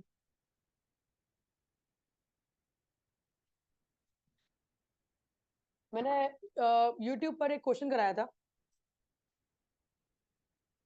वहां पर कई बार ऐसा होता है, कई बार ऐसा होता है जब आप लाइव पढ़ा रहे होते हो तो कई बार लाइव क्लासेस में थोड़ा कंफ्यूजन हो जाता है। तो मैंने वहां पर एक मतलब गलत तो आंसर तो गलत नहीं बताया था, अगर आप ऐसे कोई था उस क्लास में, आंसर गलत तो नहीं बताया था, लेकिन मैं थोड़ा सा कंफ्यूज हुई थी। पोस्ट हॉक टेस्ट और एनकोवा मेनली क्यों यूज करते हैं, तो मैं आपको बताना चाहूंगी, याद रखिएगा। सी, जब आप बात करते हैं कि पोस्ट हॉक टेस्ट आप कब यूज करते हैं, ये बात याद रखिएगा। अगर आप पोस्ट हॉक टेस्ट की बात कर रहे हैं तो पोस्ट का मतलब होता है आफ्टर द टेस्ट, सिंपल। तो post hoc test mainly use होता है एनोवा के बाद। एनोवा टेस्टिंग कर ली आपने, and the condition is when there is a significant result, and when there is a significant result then you will use post hoc test, not to control extraneous variable but to check the exact difference between the groups, to check। और ये लिख लो आप, ये line ये लिख लो, post hoc test हम कब use करते हैं? हम यूज करते हैं एनोवा, मेनली एनोवा के बाद। टी टेस्ट के बाद पोस्ट हॉक टेस्ट यूज नहीं होता, जी टेस्ट के बाद भी नहीं होता, केवल एनोवा के बाद होता है, क्योंकि एनोवा में 2 से ज्यादा ग्रुप होते हैं। तो 3 या 3 से ज्यादा ग्रुप अगर आपके होंगे तो एग्जैक्टली आपको चेक करना है कि भाई विच ग्रुप इज बेटर। तो उस कंडीशन में आप यूज करते हैं post hoc test, clear. ANCOVA आप कब यूज करते हैं? एनकोवा आप यूज करते हैं एनोवा के बाद एनकोवा। तो पोस्ट हॉक टेस्ट और एनकोवा दोनों ही एनोवा के बाद होते हैं, but ANCOVA is mainly use to control the extraneous variable. तो वहां पर आंसर एनकोवा, आंसर तो मैंने सही लगाया था, लेकिन पोस्ट हॉक टेस्ट में कंफ्यूजन हो रही थी। लेकिन नहीं, अगर आपको एक्सट्रेनियस वेरिएबल कंट्रोल करना है तो post hoc test is not the correct answer, ANCOVA is the correct answer, right. तो करेक्ट आंसर क्या होगा? Several groups with covariate. Covariate का मतलब ही है control variable, right. Everybody clear? Correct answer B होगा। कोई डाउट इसमें? बढ़िया, बहुत बढ़िया। 38 क्वेश्चन नंबर आपके सामने। If a research is conducting a study, और मुझे लगता है हाइपोथेसिस टेस्टिंग इतनी बार मैंने आपको करवा दिया है, अगर आपने मेरे साथ साथ पढ़ाई कर लिया है तो आपको क्लियर हो गया होगा ऑन टिप्स। अब बढ़िया आप रिसर्च कर सकते हैं अपने हिसाब से, आपकी अगर आप पीएचडी करना चाह रहे हैं तो कर सकते हैं आप, इतना आप थोड़ा बहुत पढ़ चुके हैं, ठीक है। तो if the research conducting a study on impact of awards and rewards, तो ये बात क्लियर है। इंडिपेंडेंट वेरिएबल क्या हो जाएगा? क्या अभी भी कोई है जो इंडिपेंडेंट और डिपेंडेंट में कंफ्यूज है? अब नहीं होना चाहिए। तो भाई जिसका असर होगा वो इंडिपेंडेंट, जिसके ऊपर असर होगा वो डिपेंडेंट। तो डिपेंडेंट क्या होगा इसमें? परफॉर्मेंस डिपेंडेंट वेरिएबल है। अब ये आपको कह रहा है कि अगर आपने लेवल ऑफ सिग्निफिकेंस अपनी लो रखी है, low level of significance, that means जो पी वैल्यू है वो आपकी सिग्निफिकेंस के लिए 0.5 से कम ही आनी चाहिए। ये बात क्लियर है? नाउ अब अगर आपने लेवल ऑफ सिग्निफिकेंस अपना कम रखा है तो इन चारों में से कौन सा ऑप्शन सही होगा?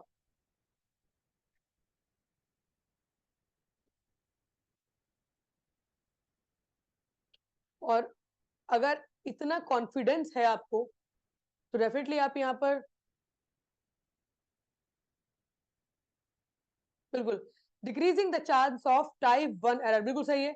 ये इस जैसे सवाल हम लोगों ने पहले भी देखा हुआ, मतलब ये एग्जाम में ये सारे पीवाईक्यू है जो मैं करवा रही हूँ आपको, ठीक है। बिल्कुल ठीक है, यहाँ तक समझ में आ गया? ओके, ये समझ में आने के बाद अब आपको ये भी समझ में आ रहा है कि जो हाइपोथेसिस, मुझे इतना बता दो, ये जो हाइपोथेसिस बनेगी इसमें, हाइपोथेसिस वन टेल या फिर जो रिसर्च है, ये रिसर्च वन टेल है कि टू टेल है? सोच समझ के एकदम से हड़बड़ा के जवाब देने की जरूरत नहीं है। वन टेल है कि टू टेल है, देख कर सोच समझ के, और जो भी कंडीशंस है उन कंडीशंस को याद करके जवाब दीजिएगा। हाँ जी बताओ।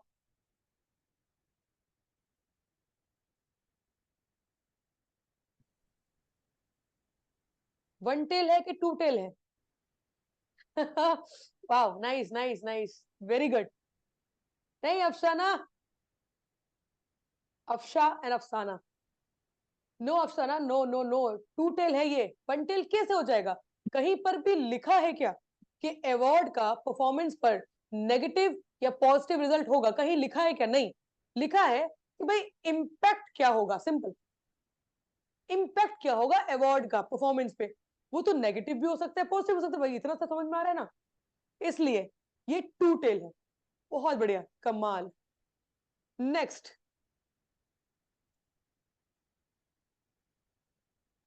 ये भी क्लियर है। अब आप में से किसी ने कहा था मैम वाई ऑलवेज 0.05 या फिर वाई ऑलवेज 1.96, याद है आपको? आप में से किसी ने कहा था, तो बताइए इसका आंसर क्या होगा? 0.05 level of significance. Mic mic mic mic,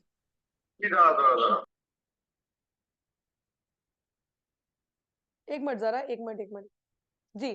तो आपको, आप जानते हैं कि अगर जी वैल्यू इक्वल एक्सीड होगी 1.96 से, इसका मतलब है सिग्निफिकेंट लेवल कितने पे होगा? मैंने आपको स्टैंडर्ड स्कोर के से ही परसेंटेज निकालना बताया था, याद है आपको? तो 1.96 अगर आपका है स्टैंडर्ड स्कोर तो डेफिनेटली आपका कॉन्फिडेंस लेवल कितना हो जाएगा? मतलब 1.96 कितने पे आएगा? 95% पे आएगा। और अल्फा लेवल कितना हो जाएगा? अल्फा लेवल हो गया आपका 5%। 5% का मतलब है 0.05। तो 0.05 कितना हो गया? बिल्कुल सही है, डी। Okay, 41 clear. 41 के बाद कन्वेंशनली द रेंज, रेंज तो मैंने आपको बता ही दिया। आगे बढ़ते हैं, आगे बढ़ते हैं।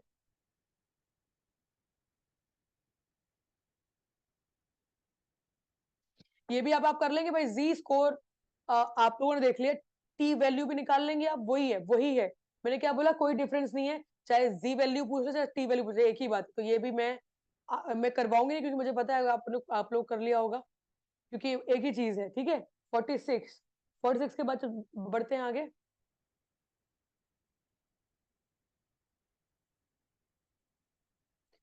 मीडियन एंड मोड की कंडीशंस आ सकते हैं जो मैंने आपको बताई हुई है, ठीक है। तो कंडीशंस अगर आ सकती आएंगी, क्योंकि आई हुई हैं कंडीशंस जैसे कि ये कुछ कंडीशंस एग्जाम में आ सकती है, जैसे कि ये देखिए, which of the following are correct about measures of central tendency mean. तो मीन के बारे में कौन कौन सी कंडीशन सही है और या फिर मीडियन के बारे में भी आ सकता है। तो यहाँ पे मीन के बारे में पूछा हुआ है, इनमें से कौन कौन सी कंडीशंस सही हैं। तो ये सवाल मैंने पहले भी कराया हुआ है। तो मीन सबसे ज्यादा रिलायबल है, एक्यूरेट मेजरमेंट है, बिल्कुल सही बात है। इसके बाद mean is needed to compute further statistics, like ये नहीं है, क्योंकि मीन जस्ट डिस्क्रिप्टिव स्टैटिस्टिक्स के लिए यूज होता है, ना कि इन्फ्रेंशियल स्टैटिस्टिक्स के लिए, इसलिए ये गलत है। बाकी mean has least stability, there are fluctuations in the mean drawn from the same population. Mean can be calculated graphically, बिल्कुल सही है। तो ग्राफ के अकॉर्डिंग ही मीन कैलकुलेट किया जाता है। तो डी भी सही है, सी भी सही, बिकॉज मीन फ्लक्चुएट होगा अगर फ्लक्चुएशंस होंगी। तो A C D, D is the correct answer, ठीक है। तो ये आ सकता है।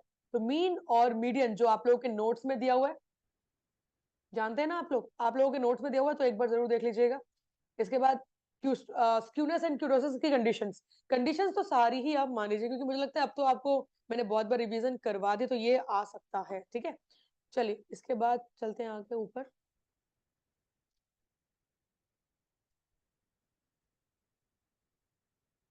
ओके, स्क्यूनेस का फॉर्मूला, अगर मीन इतना है, मीडियन इतना है और स्टैंडर्ड डेविएशन इतना है, तो क्या होगा formula? 3 mean minus median upon S D, यही है फॉर्मूला। फॉर्मूला कहाँ दिया हुआ है? फॉर्मूला याद है ना आपको? 3 फॉर्मूले हैं मेनली। अच्छा, 3 फॉर्मूले के साथ साथ में और 1-2 फॉर्मूले और आपको पढ़ा देते हो, तब तक आप आंसर निकालो। चलो तब तक आप आंसर निकालो। और स्क्यूनेस का ही फॉर्मूला आ सकता है, क्यूटोसिस का फॉर्मूला उतना पूछा नहीं जाता है, तो क्यूटोसिस का फॉर्मूला ना के ये ही आएगा, और मेनली ये भी और ये भी आने के चांसेस बहुत ही कम है। मैम स्क्रीन में एनोवा टेबल दिख रहा है। ओके ओके ओके, अभी ठीक है, डन। तो कार्ल पियर्सन वाला ही फॉर्मूला एग्जाम में आ सकता है, स्क्यूनेस ये वाला। और अगर मीन और मोड का आया तो ये रहेगा, और मीन और मीडियन का आएगा तो ये रहेगा। तो 3 mean minus median upon S D, this is the formula, यही आपको लगाना है, ठीक है। तो डेफिनेटली आप लोगों ने लगा लिया है। तो यहाँ पर 3 मीन माइनस मीडियन करेंगे और आपके पास जवाब आ जाएगा। क्या रहेगा आंसर? आंसर क्या है? सी, 2.1। ओके, इसी के साथ एक फॉर्मूला और लिख लीजिएगा।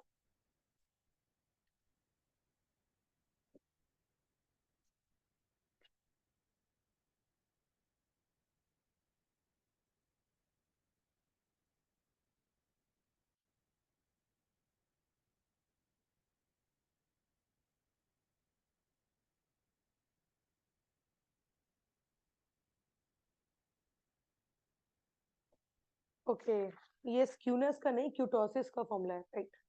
ओके, तो स्क्यूनेस का अगर आया तो यही आएगा। अगर कोफिशिएंट ऑफ क्यूटोसिस पूछा हो, अगर कोफिशिएंट ऑफ क्यूटोसिस पूछे तो फॉर्मूला क्या होगा? तो फॉर्मूला रहेगा क्वार्टाइल डेविएशन अपॉन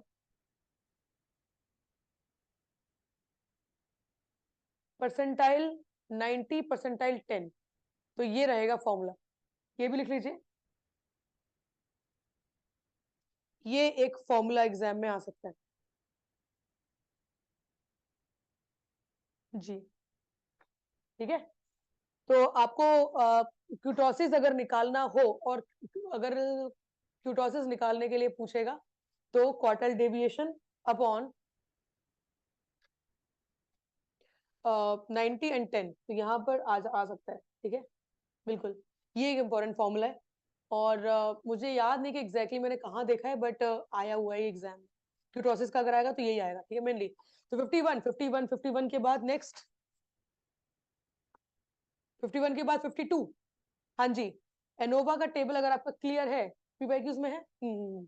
अगर एनोवा का टेबल अगर आपका क्लियर है, तो आप जानते हैं डिग्री ऑफ फ्रीडम निकालने का फॉर्मूला क्या है एनोवा का? तो degree of freedom between and degree of freedom with in, याद है आप लोगों को?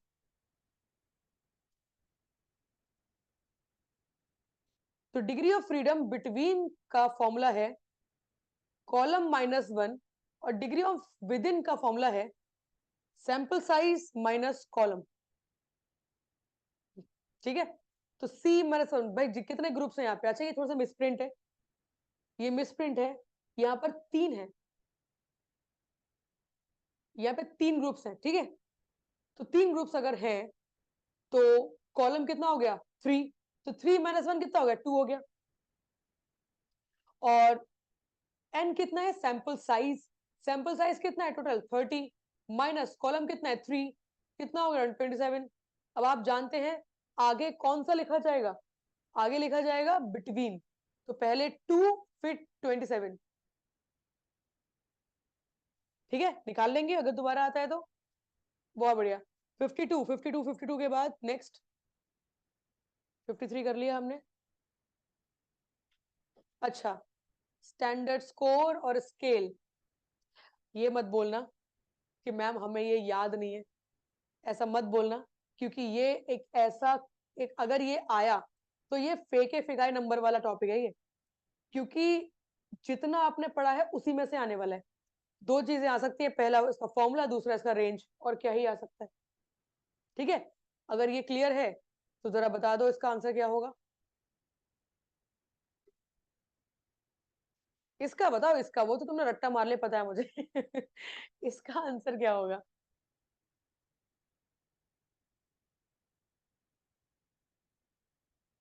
नहीं नहीं नहीं, पूजा पूजा पूजा पूजा, मैंने करेक्शन किया है, गलती मत करो। पूजा सिग्मा का -6 टू +6 है, 3 6 नहीं है। हाँ जी, माइनस का सिग्मा का -6 टू +6, ओके जी।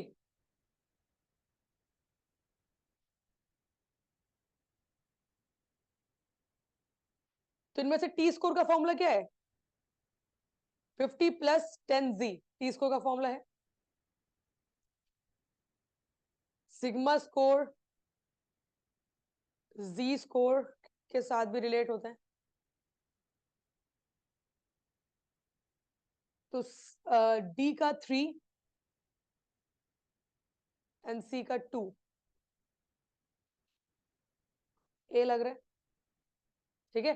बाकी ए का 4th स्टैंड स्कोर और ये सी स्कोर। और मैंने आपको सी स्कोर की रेंज बताई है, सी स्कोर की रेंज कितनी है, हाँ जी, सी स्कोर की रेंज कितनी है,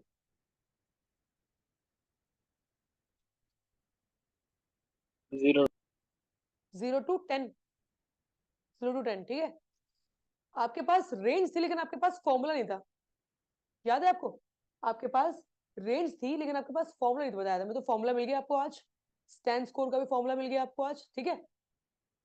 फॉर्मूला बताया था, अच्छा मुझे याद नहीं होगा, जी जी जी, डन डन डन, ठीक है।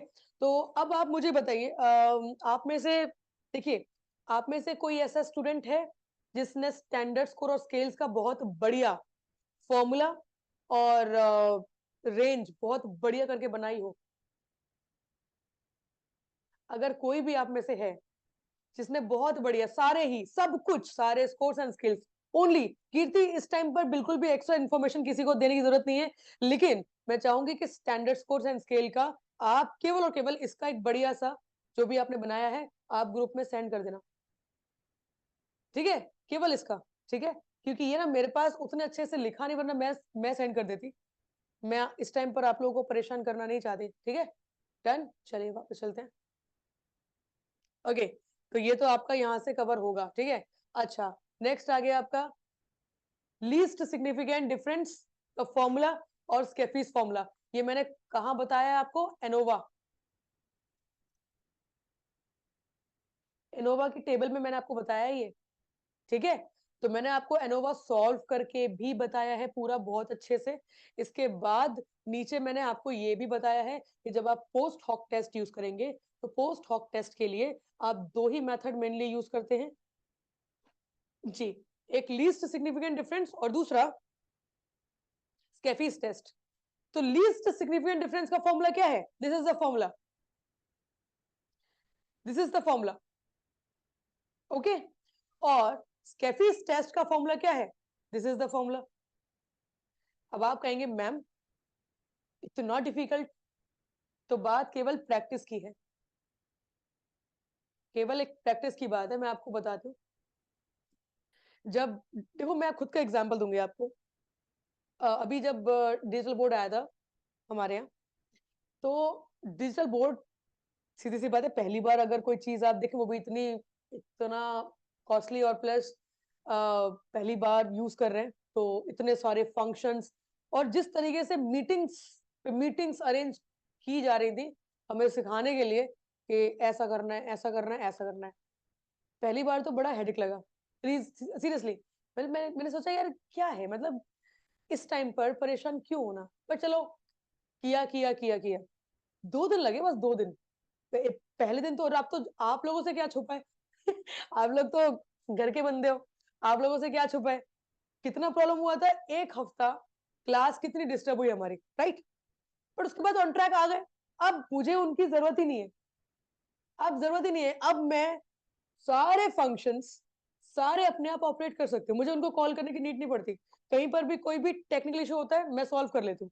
मतलब अरे जो चीज नहीं आती है आप प्रॉब्लम फेस करोगे, खुद जूझोगे, तभी तो समझ में आएगा। विच मीन्स इतनी भी बड़ी प्रॉब्लम आ जाए, इतना भी बड़ा सोल्यूशन आ जाए, आपको अगर 1-2 बार प्रैक्टिस कर लेंगे, लिख लिख के देख लेंगे, गारंटी है मेरी गारंटी है। अब ये एटलीस्ट मेरे काम से टेक्निकल इशू से तो इतना बड़ा नहीं ना, ये तो है तो इजी सा। तो फॉर्मूला आपको याद करना है। अब करना क्या है, ये फॉर्मूला आपने देख लिया एक बार, 2-3 बार लिख लो इसको, 2-3 बार लिख लिया आपने। अब देखो इसको सॉल्व करें क्या, देखो T value under root M S within into 2/n, this is the formula, ठीक है। ये फॉर्मूला इसमें से कौन सा है, ये फॉर्मूला इसमें से कौन सा है,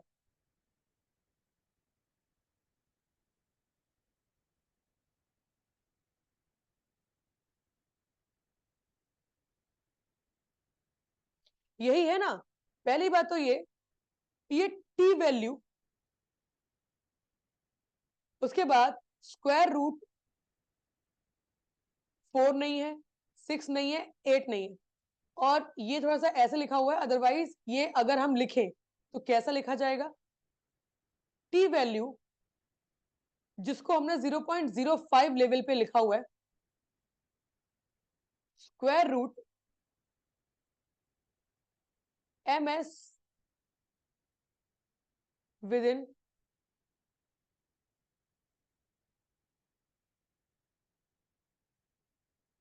2/n, यही तो है फॉर्मूला। अब अगर आपके एग्जाम में क्वेश्चन भी आ जाए तो भी आप कर लेंगे, क्योंकि आपको टी वैल्यू दी होगी, आपको एम एस विद इन दिया होगा, सैंपल साइज दिया होगा, निकालना ही तो है। तो अगर ये फॉर्मूला सॉल्व करने के लिए भी आ जाए तो भी आप कर पाएंगे। अगर कर पाएंगे तो स्केफीज टेस्ट का एक बार सॉल्व करें। अब स्केफीज टेस्ट का फॉर्मूला क्या है, स्केफीज टेस्ट का ये है k-1, k-1 मतलब सैंपल साइज -1, ठीक है, सैंपल साइज -1, एफ वैल्यू, ये सब कुछ बीच बीच में इनटू है, ठीक है, F value into M S within into 1/n1 plus 1/n2। तो यहां पर आपको इतना समझ में आ रहा है कि जब आप स्केफीज टेस्ट फॉर्मूला यूज करेंगे तो स्केफीज टेस्ट ओनली 2 ग्रुप्स के बीच में होता है, ओनली 2 ग्रुप्स। तो एक बार में 2 ग्रुप के बीच में आप कंपैरिजन करेंगे, ठीक है। अब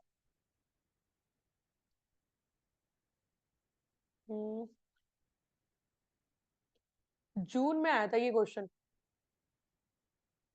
जून में क्वेश्चन नंबर 27।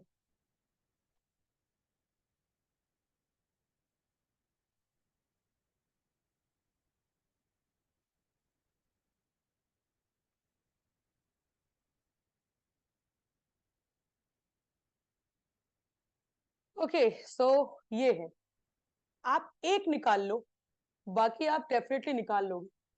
फॉर्मूला क्या है दोबारा देखें क्या, क्या निकालना है आपको, स्केफीज टेस्ट यूज करना है। अब स्केफीज टेस्ट का फॉर्मूला क्या था, हाँ जी, तो स्केफीज टेस्ट का फॉर्मूला क्या था, एक बार सॉल्व करेंगे मिलके। स्केफीज टेस्ट का फॉर्मूला था अंडर रूट k-1 लिख दो या फिर n-1 कुछ भी, एफ वैल्यू, ठीक है, M S within 1/n1 plus 1/n2। अब आपको ये भी पता है कि अगर 3 ग्रुप हैं, group A, group B and group C, अगर 3 ग्रुप हैं तो ए का बी के साथ, बी का सी के साथ और सी का ए के साथ, ऐसे होगा कंपैरिजन। तो पहले हम ए का बी के साथ देखते हैं। ए का बी के साथ आपको 3 वैल्यू निकालनी है इसमें से, क्योंकि ए का बी के साथ का आएगा एक वैल्यू, बी का सी के साथ का आएगा एक वैल्यू और सी का ए के साथ आएगा एक वैल्यू। ठीक है, तो k माइनस 1, k कितना है, सैंपल साइज कितना है, सैंपल साइज है 3, तो ये कितना हो जाएगा 3 माइनस 1 2। एफ वैल्यू कितनी दी है, एफ वैल्यू 0.05 पे कितनी दी है, एफ वैल्यू, ये तो डीएफ हो गया, डिग्री फ्रीडम 3.44, क्या दी है 3.44, ठीक है 3.44।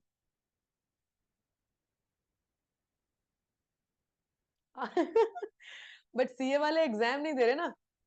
सीए वाले अपने, उन्होंने एग्जाम दे दिया अपना सीए का।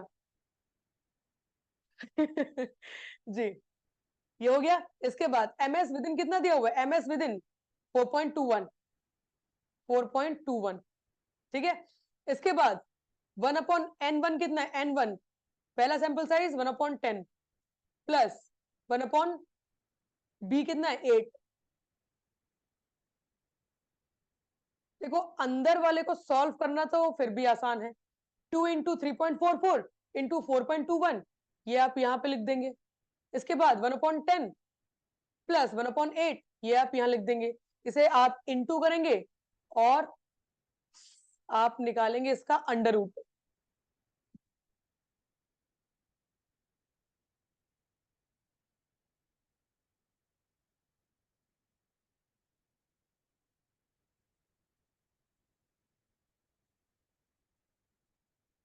अच्छा Sandeep Chauhan, I am so sorry, मैंने आपकी बात को गलत ले लिया।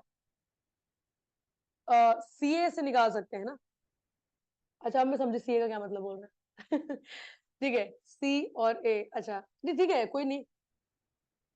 आई am so sorry Sandeep, I am so sorry. जी, तो क्या आ रहा है वैसे, चलो ए और बी का वैसे अगर निकाला तो क्या आएगा आंसर, समझ पा रहे हैं, ऐसे निकालना है तो ऐसे निकालने से ए बी का आ जाएगा, ऐसे निकालने से बी सी का आ जाएगा और सी का आ जाएगा। आपको सॉल्व करना आ गया, मेरा मेन पर्पस है आपको सॉल्व करके बताना। आप इसका फोटो ले लीजिए, क्लास के बाद सॉल्व करना आराम से।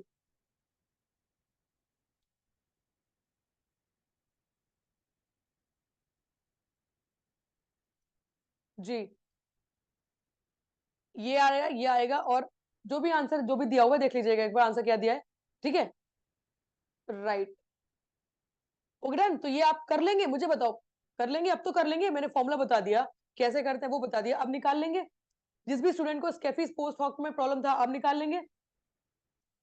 अफशा अफशा अफशा, के मतलब सैंपल साइज डियर, के मतलब सैंपल साइज, के मतलब सैंपल साइज, ठीक है ऑल क्लियर। चलो वापस चलते हैं। तो आपको स्केफिस टेस्ट और पोस्ट हॉक टेस्ट क्लियर है। अच्छा नेक्स्ट आ गया आपका, अच्छा यहाँ पे ना एक चीज रह गई थी,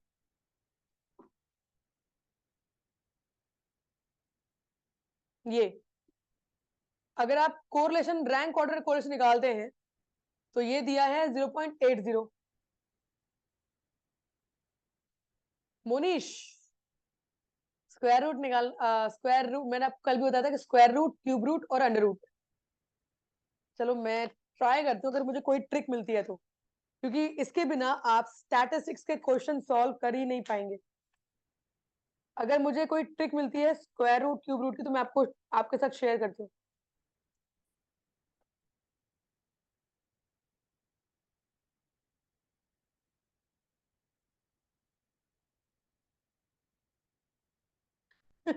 हाँ यार मेरे लिए मुश्किल है। मुश्किल तो मेरे लिए भी है, बट एग्जाम मुझे नहीं देना, एग्जाम आपका है। हाँ जी ये पीवाईक्यूज है, बिल्कुल जून 2023 का क्वेश्चन है ये। हाँ जी क्या है फॉर्मूला,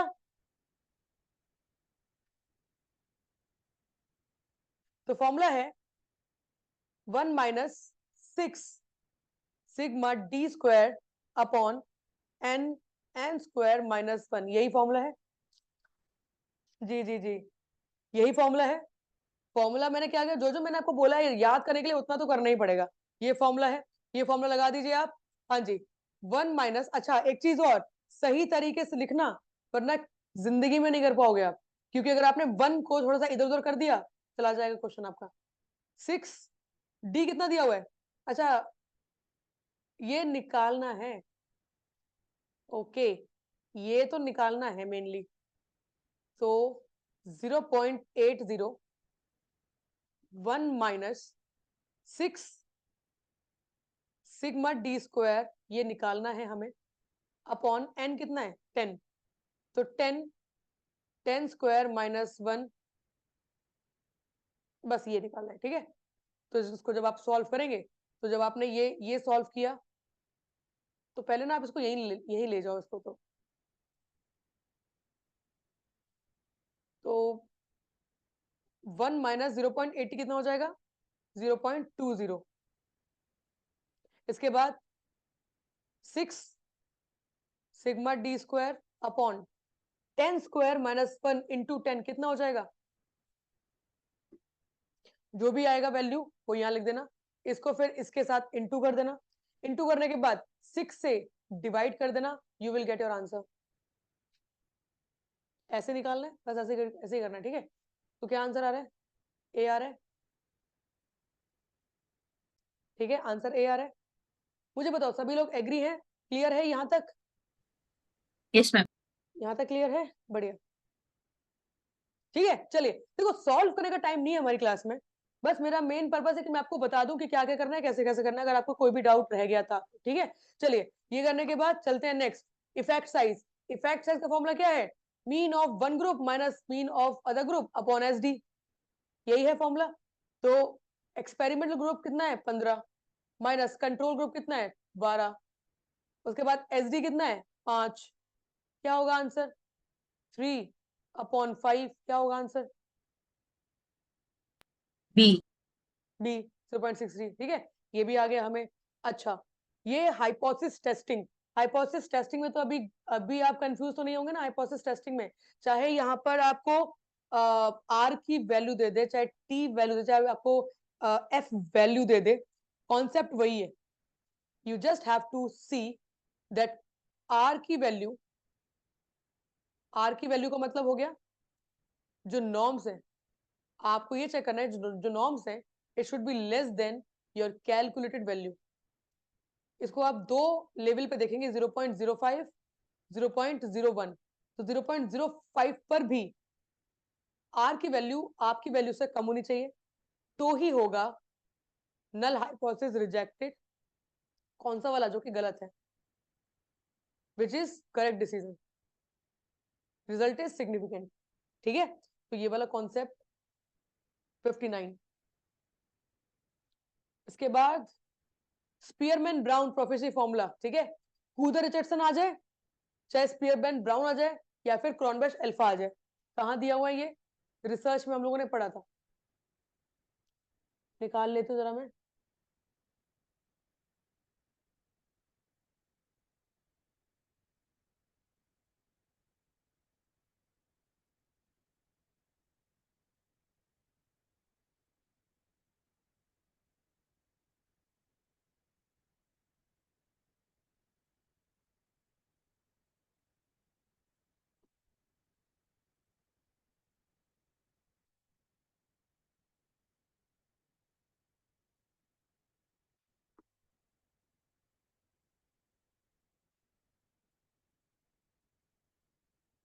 ये देखिए,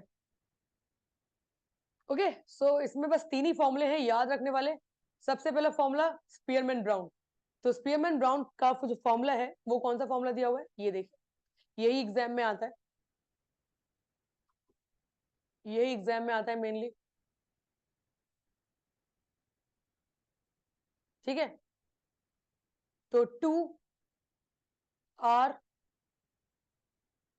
half upon 1 plus r half, यही है फॉर्मूला, देख लिया। अब सॉल्व करते क्या,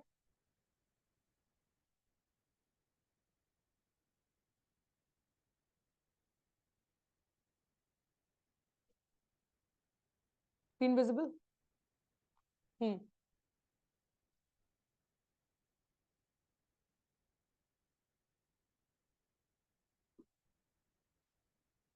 चलिए क्या रहेगा भाई, आपको रिलायबिलिटी दे दिया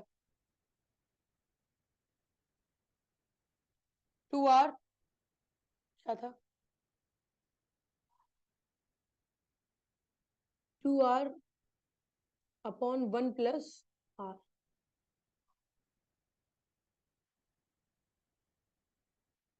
हाँ ये r हाफ ही होगा हमेशा, फुल नहीं होगा, क्योंकि फुल तो निकालना है ना, r फुल निकालना है आपको, r हाफ ही होगा हमेशा, 1 प्लस r हाफ।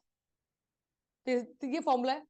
तो 2 इंटू r कितना दिया है 0.6, 0.65, 0.65 अपॉन 1 माइनस 0.65, ये है। बताओ क्या रहेगा आंसर?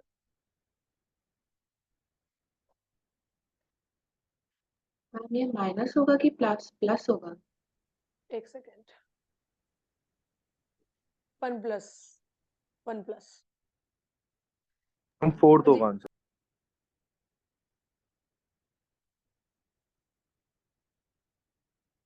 4 0.788 ठीक है, दोबारा आएगा दोबारा निकाल लेंगे, यही फॉर्मूला है, यही फॉर्मूला है। ठीक है, इसके बाद नेक्स्ट आ जाइए।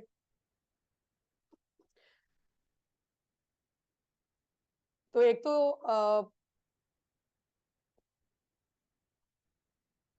ये फॉर्मूला एग्जाम में आ सकता है, स्पीयरमैन ब्राउन। स्पीयरमैन ब्राउन के बाद क्रॉनबेश अल्फा, इंटरनल कंसिस्टेंसी, और मैंने ये पढ़ा है कि ये कब कब क्यों क्यों यूज होता है। ठीक है, इसमें भी अगर आया तो ज्यादा चांसेस जो आने के हैं वो यही है, ये वाला फॉर्मूला आने के चांसेस ज्यादा हैं, जिसमें आपको रिलायबिलिटी ऐसे ही दिया होगा, और एक चीज और दे दी होगी, सैंपल साइज। सैंपल साइज और दे दिया होगा, तो या तो आपसे लिखा होगा, अगर मान लीजिए आपको सैंपल साइज दे दिया है, रिलायबिलिटी दे दी है, और आपसे कहा जा रहा है मेजर इंटरनल कंसिस्टेंसी, तो इंटरनल कंसिस्टेंसी का मतलब क्या है? क्रॉनबेच अल्फा। तो आपको यही फॉर्मूला पुट करके आंसर निकालना होगा। ठीक है, तो आर आपको दिया होगा, निकालने के लिए नहीं आएगा, निकालने के लिए आएगा तो बहुत लंबा हो जाएगा। तो आर आपको दिया होगा, सैंपल साइज आपको दिया होगा, केवल आपको पुट करके ऐसे निकाल के देख लेना है। ठीक है, एक तो ये आ सकता है, दूसरा कूतर रिजेक्शन आ सकता है। तो कूतर रिजेक्शन में अगर आया तो यही फॉर्मूला आएगा, जिसमें स्मॉल सैंपल साइज और मीन और एसडी, तीन चीजें दी होंगी आपको। ठीक है, स्मॉल सैंपल साइज, मीन और एसडी, तो ये तीन फॉर्मूले एग्जाम में आ सकते हैं अगर यहाँ पर आए तो। ठीक है, चलते हैं वापस। ओके, तो 60 60 60 60 के बाद नेक्स्ट, अच्छा एक चीज ये भी याद रखिएगा, स्टेटमेंट अगर हम यहां पर देखें तो कौन सी स्टेटमेंट सही है इसमें से और कौन सी गलत? कौन सी स्टेटमेंट सही है, कौन सी गलत?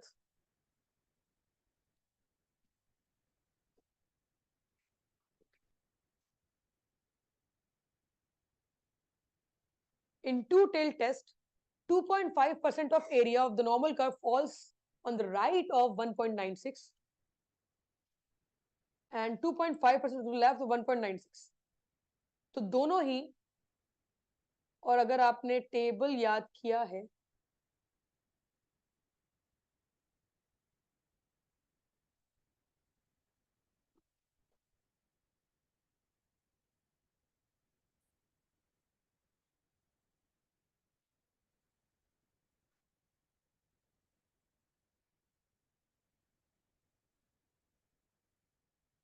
जी, एक मिनट रुके, निकाल के देखती हूँ।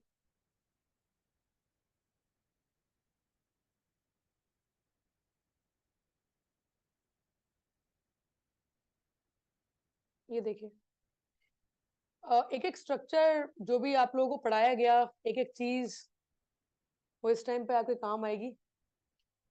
तो अगर हम लोग यहाँ पर पी वैल्यू की बात करें तो यहाँ पे भी इस स्ट्रक्चर में भी आपको याद रहेगा कि 2.5%, अगर ये 2 टेल है तो 2.5% मतलब 5% जो है वो डिवाइड हो जाता है दोनों साइड्स, तो अपॉन 2 अगर होगा तो 2.5 यहाँ हो जाएगा, 2.5 यहाँ, बट दोनों की जो क्रिटिकल वैल्यू है वो कितने पर आएगी?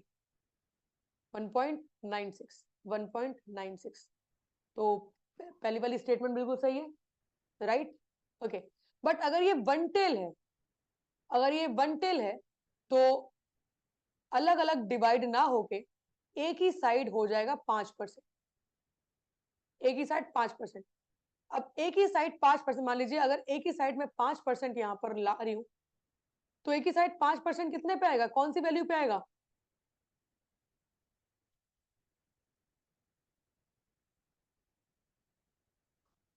एक ही साइड 5%, मतलब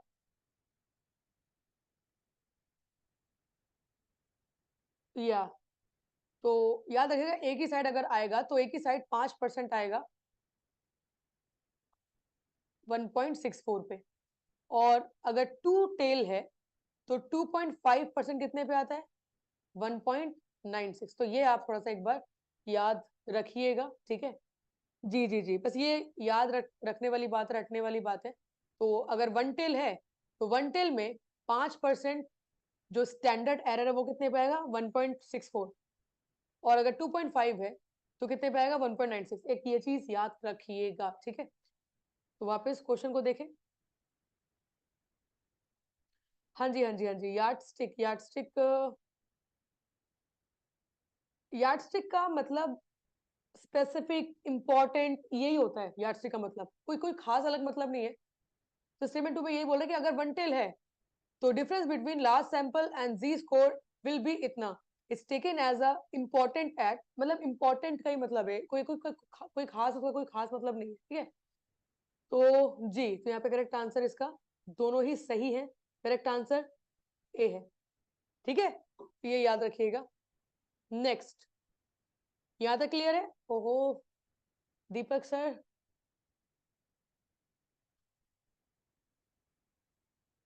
चलिए अगर 63 की बात करें तो क्या रहेगा 63 का answer? 63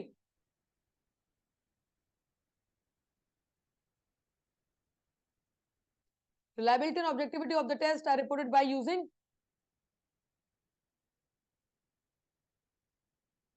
inter class correlation.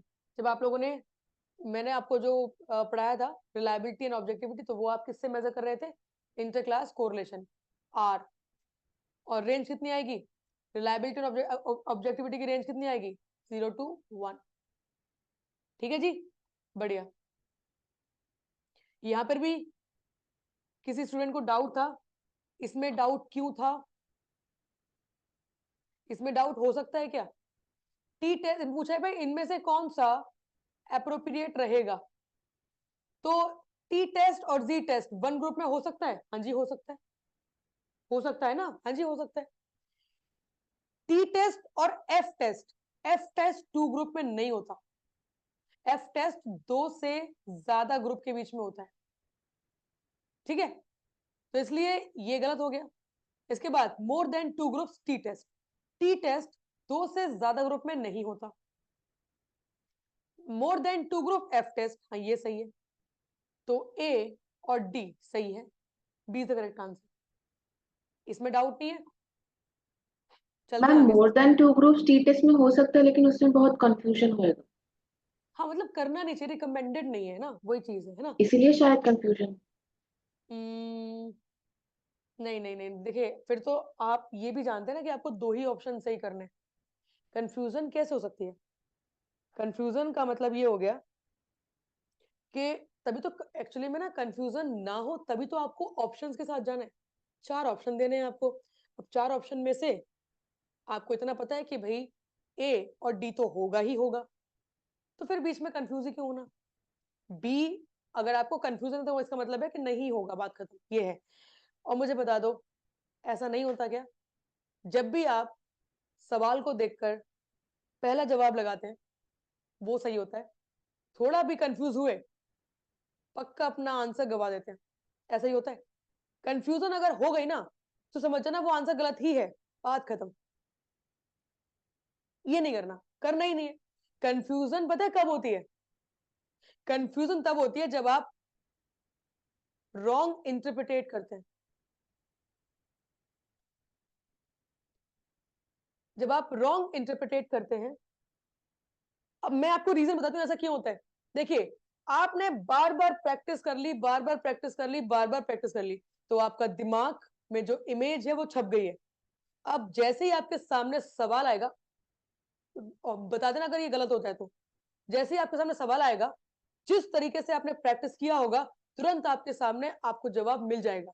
That is why जब भी आप पहला जो भी आंसर लगाते हैं, वो मैक्सिमम टाइम सही क्यों होता है? वो इसलिए क्योंकि आपने अगर देखा है, प्रैक्टिस किया है, तो वही परसेप्शन आप में फीड है।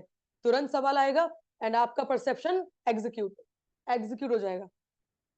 अगर वहां पर आपने थोड़ा सा भी गलत इंटरप्रिटेट कर दिया, थोड़ा सा भी, ऐसा भी तो हो सकता है, ऐसा भी तो हो सकता है, बस गए आप, फिर आप गए, फिर नहीं हो सकता, फिर कुछ नहीं हो सकता।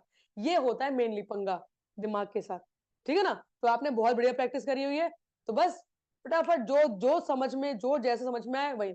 या तो आपको देखो, जब आप पेपर करने जाओगे ना, बिल्कुल जब आप पेपर करने जाओगे तो या तो आपको जवाब आता होगा या फिर आपको जवाब नहीं आता होगा, इतनी ही बात होगी। तीसरी कैटेगरी जो है कंफ्यूजन, वो भी मत अटेम्प्ट करना। चलो मैं ये तो बाद में आपको बताऊंगी कि क्वेश्चन को अटेम्प्ट कैसे करना है, ये मैं क्लास लूंगी इसकी, ठीक है? चलिए चलते हैं आगे, बाद में कर लेंगे। एक ये बड़ा कमाल का क्वेश्चन, बड़ा कमाल का क्वेश्चन है ये, लेकिन मैं चाहूंगी कि इसको हम बाद में करें, इसको हम बाद में करेंगे, ठीक है? चलिए, तो हमने क्या क्या कवर कर लिया, एक बार ओवरव्यू कर लेते हैं। जितने भी मैंने आपको फॉर्मुलेस करवाए थे, क्या क्या कर लिया आपने? रिलायबिलिटी हो गया, हाँ जी हो गया। ये रह गया, इफेक्ट साइज हो गया, standard error, skewness, kurtosis, central tendency. देखो मैंने ये करवाया नहीं है, बट मैं चाहूंगी कि आप कर ले। Mean, median mode, standard deviation, variability, जो भी है, mean deviation mainly, mean deviation ये बहुत इंपॉर्टेंट एग्जाम में आता है, ठीक है? अगर मिल जाएगा सवाल तो मैं करवा भी दूंगी। Standard scales and scores, formulas, range, ये हम लोग, ये अभी कीर्ति मैम आपको भेज देंगी। इसके बाद पोस्ट हॉक, ये हमने कवर कर लिया। नेक्स्ट आ गया आपका एनोवा के स्टेप्स, ठीक है जी? एनोवा के स्टेप्स रेडी हैं? करेंगे? चलिए, अब देखो कमाल की बात, देखो कमाल की बात, कमाल की बात ये है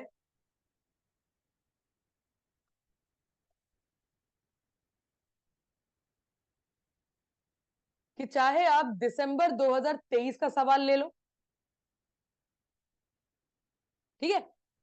दिसंबर 2023, इसके बाद जून 2023,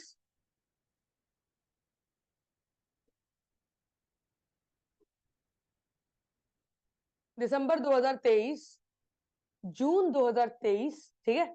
और दिसंबर 2022, ये लो।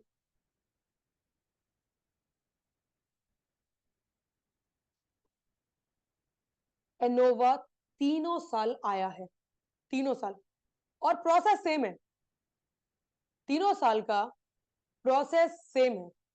इसका मतलब ये है कि सीखना आपको एक बार है, और उसी एक बार सीखने से आप बार बार प्रैक्टिस कर कर आप सवाल को सही कर पाएंगे।